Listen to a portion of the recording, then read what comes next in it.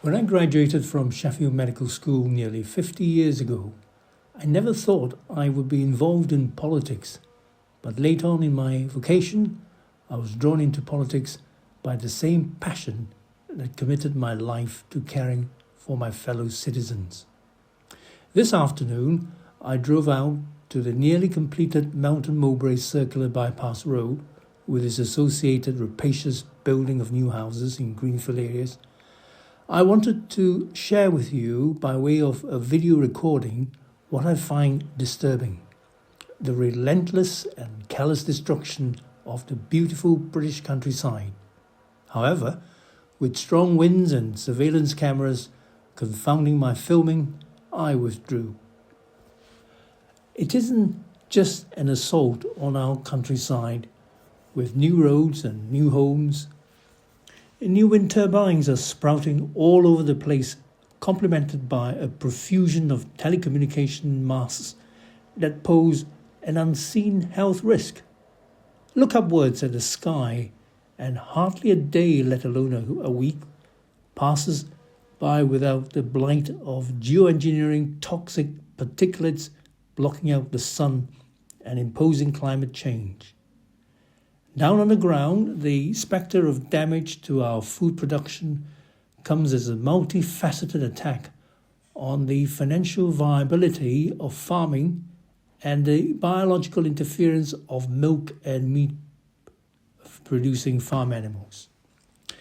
Just as you think you are safe from such assaults, we learn that not only have illegal immigrants continued to pour in and welcome into the warm accommodation whose health care is also paid for by British taxpayers, the government is relocating homeless families out of cities and the southeast to faraway deprived communities without requisite support. Why is the government inflaming tensions? If you demonstrate or criticize, you run the gauntlet of censure and arrest of a two-tier policing and legislative system. As the leaflet helper and supporter said, first they piss on you and then they lock you up. I'm sorry I do not have access to posh surroundings to deliver my New Year message to you, but you can be assured that that does not detract from the sincere concern I have for my fellow citizens across our country, from England to Wales, up north to Scotland, and across the water to Northern Ireland. From when Alliance for Democracy and Freedom was established in 2020, my colleagues and I and all its members have joined in a chorus to warn others of the great reset that is to launch stakeholder capitalism.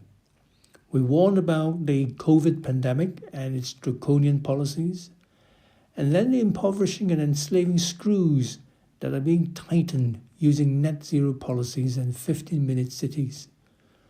We are on the verge of digital identity being implemented with digital currency, which together with social credit system created out of spurious carbon credits will exert tyrannical control over us. For 2025, we will remain vigilant and united, for we, the good people of the United Kingdom, may have to embark on a multifaceted fight back to counter the multi-pronged attack by the forces of evil on our values, our lives, and our country. Alliance for Democracy and Freedom remains steadfast with your interests at heart. With that robust pledge, I wish you all a happy new year.